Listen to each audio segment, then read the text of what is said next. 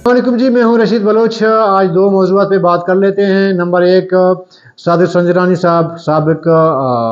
जो सैंधक के सीईओ हैं, वो अपनी नौकरी से बरतरफ हुई हैं। उसकी वजूहात क्या हैं, उसको क्यों बरतरफ कर दिया गया है? और दूसरी तरफ तुर्बत से निकलने वाला जो लॉन्ग मार्च है, अब वो खुशदार तक पहुंच गई है। इस पे भी बात कर लेते हैं। तो आगे बढ़ने से कबल आपने हमें सब्सक्राइब करना है, अपना फीडबैक देना है और घंटी का बटन दबाना है। अच्छा जी, सबसे पहले तो जो लॉन्ग मार्च है उसकी बात करते हैं। लॉन्ग मार्च बेसिकली शुरू हुआ था, चार जो तुर्बत के जो है नौजवान थे, उनकी मुबैना कत्ल के ख़िलाफ़ शुरू हुई थी मूवमेंट।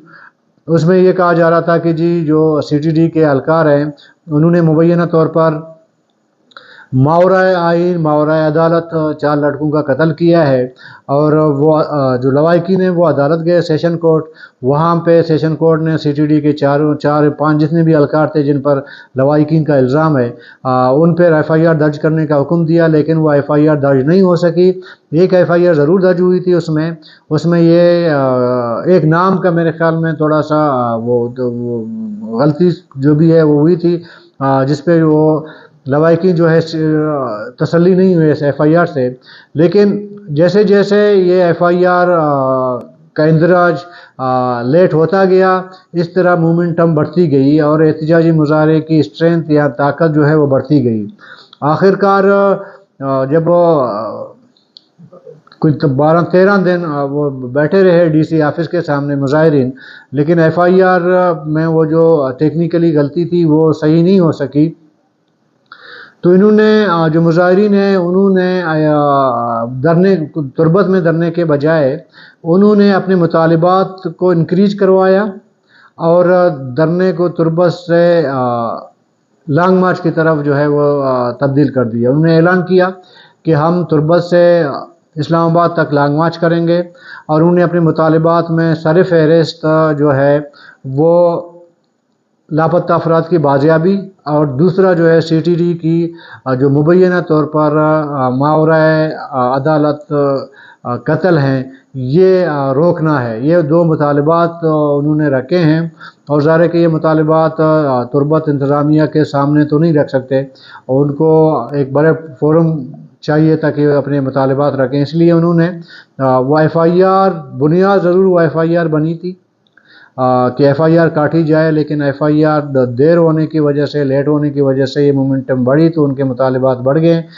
तो आप देखेंगे कि तुर्बत से जब निकले जो लॉन्ग मार्च निकली थी, उसके बाद जिन जिन इलाकों में गए हैं वहाँ पे एक मकामी लोगों ने उनका इस्तकबाल किया। और पंजगुर में बहुत बड़ा रैली हुआ। जब वो एक दिन पंजगुर में स्टे हुआ, उसके बाद खुशदार नाल आ गए। नाल एक छोटा शहर है, उसमें भी आप देखेंगे बहुत बड़ा क्राउड आपको नज़र आएगा। उसके बाद आज खुशदार आए, खुशदार में भी एक बहुत बड़ा वो एक ऐतिहासिक रैली हुई थी। तो इससे थोड़ा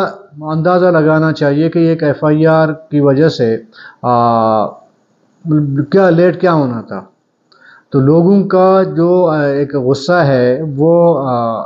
बढ़ता गया, और ये मेरे ख्याल में सिर्फ वो एफआईआर नहीं है, लेकिन जिन लोगों के इधर ये तो आप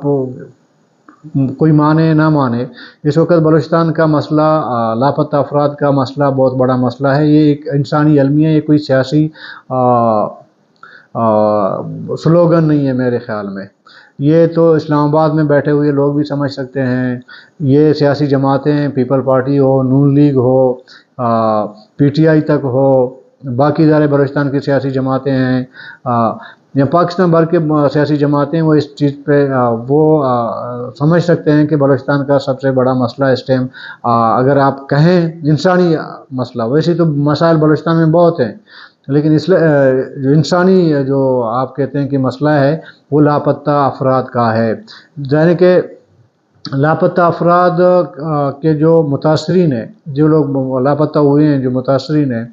और उन जो घर का उनका जो मतलब अगर सूरत हाल, अगर एहसास थोड़ा सा किया जाए, उसको इमेजिन किया जाए, तो ये बहुत बड़ा गम है। ये मेरे ख्याल में रोज़गार से बड़ा मसला है, یہ بیماری سے بھی بڑا مسئلہ ہے، یہ کسی کے قتل ہونے سے بھی بڑا مسئلہ ہے، یہ ہر انسانی جو چیز انسان کو دکھ پہنچاتی ہے، جو انسان کو توڑ دیتی ہے، انسان کو غمزدہ کر دیتی ہے، میرے خیال میں لاپتہ ہونے کا اگر ایز انسان بندہ امیجن کرے، یہ بہت بڑا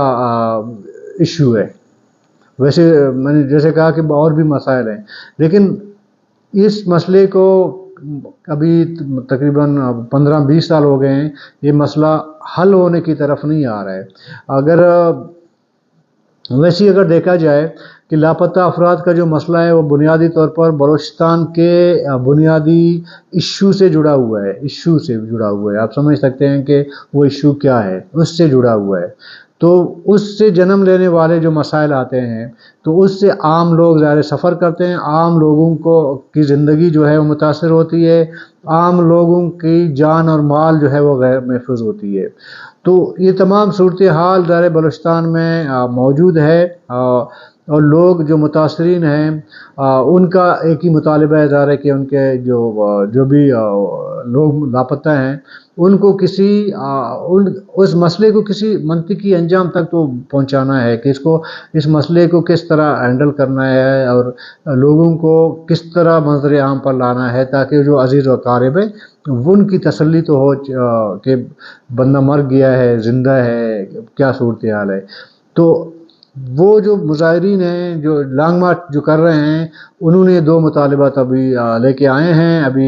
ظاہر ہے کہ انہوں نے اسلام آباد جانا ہے، اسلام آباد تک مارچ کرنا ہے،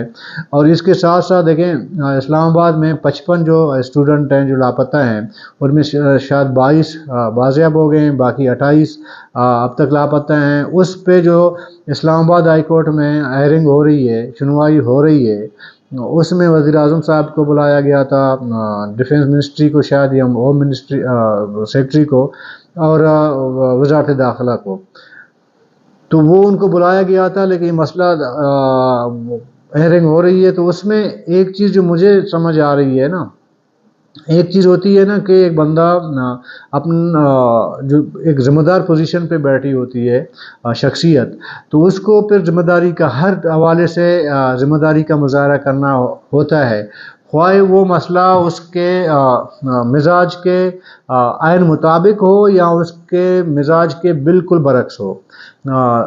سفرہ بگٹی صاحب چونکہ نگران وزیر داخلہ ہیں، ان کے ایک میرے خیال میں اسٹیٹمنٹ سے کہ جی یہ جو مسنگ پرسن ہے کراچی چلے گئے ہیں، اور اس سے جن لوگوں کے لوگ لاپتہ ہوئے ہیں یا جہاں سے لوگ لاپتہ ہوئے ہیں ان کے عزیز و اقارب، ان میں یہ غم، یہ غصہ بڑھ گیا ہے۔ ذرا کوئی ایک ذمہ دار پوزیشن پہ ہیں، ایسے سمجھیں کہ اسٹیٹ بول رہی ہے نا، سفرہ بگٹی نہیں بول رہے ہیں، وہ اسٹیٹ بول رہے ہیں کہ جی آپ کے لوگ کراچی ناراض ہو کے کراچی چلے گئے ہیں، آپ کہتے ہیں مسنگ پرسن ہے۔ تو یہ دنیا میں کئی ایسا نہیں ہوتا کہ ایک جو ہے اسٹیٹ کے ایک ذمہ دار شخص جو ہے ایک بڑے ایشو کو مذاقاً جو ہے ٹال دے، ایسے نہیں ہوتا ہے۔ تو یہاں پہ یہ چیز بھی ہوتی ہے، اس لیے ہوتا ہے۔ دیکھیں میں تو ابھی یہ ہے کہ دیکھیں وہ آپ کا کچھ لوگ وہ انجوائے کر رہے ہیں لوگوں کے ایشوز، بلوچستان کے مسائل میں جتنا بڑھاوا آئے گا ان کی انجوائمنٹ اس طرح بڑھتی جائے گی۔ تو شاید کچھ لوگ اس وجہ سے کہہ رہے ہوتے ہیں کہ کم سے کم وہ جو ہماری انجوائمنٹ ہے اس میں کوئی خلل نہ پڑے، باقی باڑ میں جائے پورا صوبہ۔ تو اس طرح کے لوگ آپ کے سامنے، باپ کا 5 سال کا پورا وہ ٹینیور آپ کے سامنے ہے۔ ان لوگوں کو اس لیے لایا گیا تھا، انہوں نے کہا جی ہم نیب کے متبادل ہیں، ہم تو بلوچستان کا حق لے کے دیں گے، بلوچستان کے مسائل حل کریں گے، فلانا کریں گے، بہت کچھ کیا نہیں، بہت کچھ کہا۔ تو اس کے بعد نتیجہ کیا نکلا؟ آپ کی جو ہے یہ چوکیدار کی پوسٹ جو ہے وہ بھی بکی، آپ کی اسکیمیں بکی، آپ کے فج اسکیمیں بڑی، جعلی اسکیمیں بنائی گئیں، جہاں پہ کاغذوں میں اربوں کے جو ہے وہ اسکیمیں کمپلیٹ ہو چکے ہیں، لیکن گراؤنڈ میں آپ جائیں گے وہاں پہ تو وہ کچھ کسی چیز کی آثار ہی نظر نہیں آتی۔ تو چند لوگوں نے اس کو انجوائے تو کیا نا، ابھی یہ کبھی چاہیں گے کہ بلوچستان میں یہ مسئلہ ہے، یہ مسئلہ حل ہونا چاہیے، یا اس کو کس طرح سنجیدگی سے لے کر اس کو حل کیا جانا چاہیے؟ میرا نہیں خیال کہ اس طرح کے لوگ اس طرح سوچیں گے، کیونکہ اگر وہ یہ چیزیں حل ہو گئے تو پھر ان کی دکانداری تو نہیں چلنی ہے نا، پھر وہ یہ جو انجوائے کر رہے ہیں نا ان کی انجوائمنٹ تو پھر نہیں ہوگی۔ تو اس لیے اس طرح کی باتیں اور اس طرح کے جو ہے اسٹیٹمنٹ آتی ہیں، اور جس سے پوری ایک آبادی کو، یہ پورے ایک صوبے کو جو ہے ان کی باتوں سے دل آزاری ہوتی ہے۔ اور یہ بھی سوچنا چاہیے کہ جتنے لوگ یہ جو لانگ مارچ کے لوگ جہاں جہاں آتے، جو لوگ ان کا استقبال کر رہے ہیں، جتنی بڑی ریلیاں نکال رہے ہیں، یہ ان کی ریلیوں کو دیکھیں،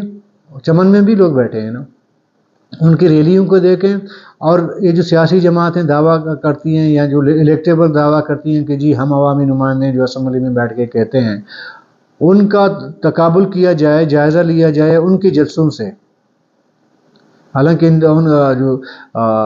کے جلسے ہوتے ہیں، سیاسی جلسے ہوتے ہیں، اس میں کھانا بھی ہوتا ہے، پینا بھی ہوتا ہے، بریانیاں بھی ہوتی ہیں، اس میں مراد کا وہ ایک ہوتا ہے کہ یار ان کے پاس چلے جائیں تو کل نوکری ملے گی، کوئی ٹیکہ مل جائے گا۔ اس کے باوجود اتنے لوگ یہ جمع نہیں کر سکتے اپنے علاقوں میں، لیکن ادھر سے ایک ریلی آتی ہے لانگ مارچ کا، تو لوگ اس کا استقبال کرتے ہیں، اتنی بڑی ریلیاں نکالتے ہیں، مظاہرے کرتے ہیں۔ تو اس کا مطلب ہے کہ یہ مسئلہ سنجیدہ ہے، اس کو سنجیدہ لینا چاہیے۔ یہ صرف چند لوگوں کا یا ان لوگوں کا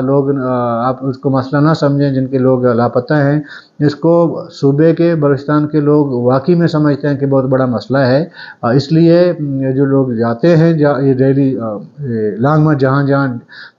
پہنچی ہے، وہاں آپ ویڈیوز اٹھا کر دیکھیں، ان میں لوگوں نے بڑی تعداد میں شرکت کر کے مطلب نال جیسا ایک چھوٹا سٹی آپ دیکھیں، اس میں آپ وہ کراؤڈ دیکھیں آپ حیران رہ جائیں گے۔ میں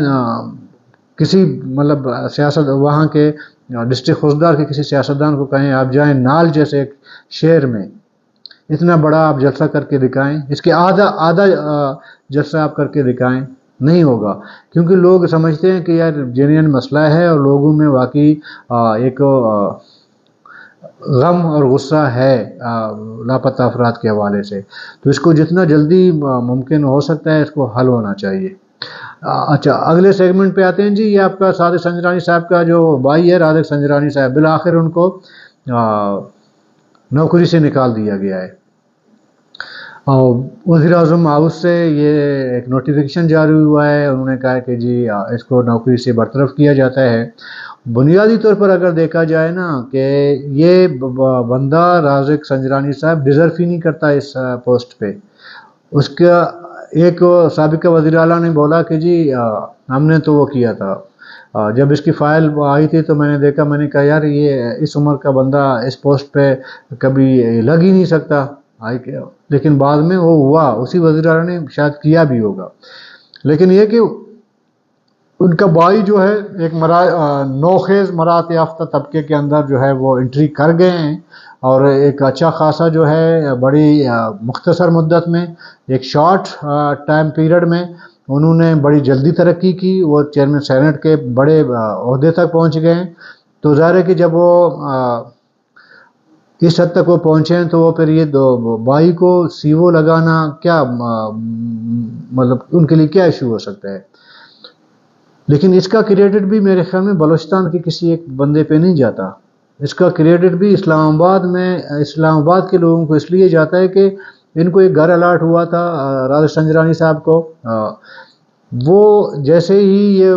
عمران خان کی حکومت ختم ہو گئی، پی ڈی ایم کی حکومت ختم ہو گئی، تو اس کے بعد انہوں نے جا کے وہ ایک بندے نے جا کے وہاں کے مقامی ایک افسر نے جا کے اسلام آباد ہائی کورٹ میں ایک ریٹ پٹیشن دی کہ جی اس کو جو گھر الاٹ کیا گیا ہے یہ ڈیزرو نہیں کرتا اس گھر کا۔ آپ سوچیں، ابھی ایک بندے ایک معاشرے کے اندر ایک گھر کے لیے وہ جا کے عدالت کا دروازہ کھٹکھٹاتا ہے، ہمارے ہاں پوری کی پوری جو ہے وہ وسائل لوٹے جا رہے ہیں، لیکن ہم اس پہ لب کشائی نہیں کرتے، بات نہیں کرتے، ہم کہیں جاتے نہیں ہیں۔ ایک وہ ثنا بلوچ صاحب تھے، وہ آیا تھا جب وہ ایم پی اے شپ نہیں ملی تھی اس کو، وہ آیا تھا سندھ پہ، انہوں نے بلوچستان ہائی کورٹ میں ایک ریٹ پٹیشن کیا تھا، جیسے ہی ایم پی اے بن گئے وہ سارا کیس لپیٹ کے جیب میں ڈال دیا، جا کے خود جو ہے لوٹنے میں شامل ہو گئے۔ پھر ہمارے یہاں لوگ پھر کرتے ہیں تو پھر بلیک میلنگ کے لیے کرتے ہیں، کیونکہ ثنا بلوچ صاحب یہ سوچ رہے تھے کہ جب وہ مناس لے رہے ہیں تو میں کیوں نہیں لے لوں، ہم تو ہمسائے ہیں نا، ڈسٹرکٹ ہمسائے ہیں، تو مجھے بھی لینا چاہیے۔ تو وہ پھر اس طرح پھر بلیک میلنگ ہوتی ہے۔ لیکن اس بندے نے گھر واپس لے لیا عدالت کے ذریعے، وہی کیس پھر ان کی نوکری تک آ کے رک گیا۔ ظاہر ہے کہ ایک پنڈورا آپ جب باکس کھولیں گے نا، اس میں پھر بہت سی چیزیں نکلتی ہیں۔ تو ان کی نوکری بیسکلی اس لیے گئی ہے، ایک تو یہ کا عمر ڈیزرو نہیں کرتا، اس ٹائم عدالت نے کہا تھا کہ یار اس عمر کا بندہ اس پوسٹ پہ کیسے آیا ہے، تو وہ شاید جو عدالتی ریمارکس اور باقی جو کیس کے جو مٹیریل وغیرہ اسٹڈی ہونے کے بعد، تو وزیر اعظم ہاؤس سے آج ان کو جو ہے ڈی نوٹیفائی کر کے ان کو برطرف کر دیا گیا۔ ایک وجہ تو یہ ہو سکتا ہے، بنیاد یہ بنی تھی عدالتی کیس۔ دوسری تو یہ بھی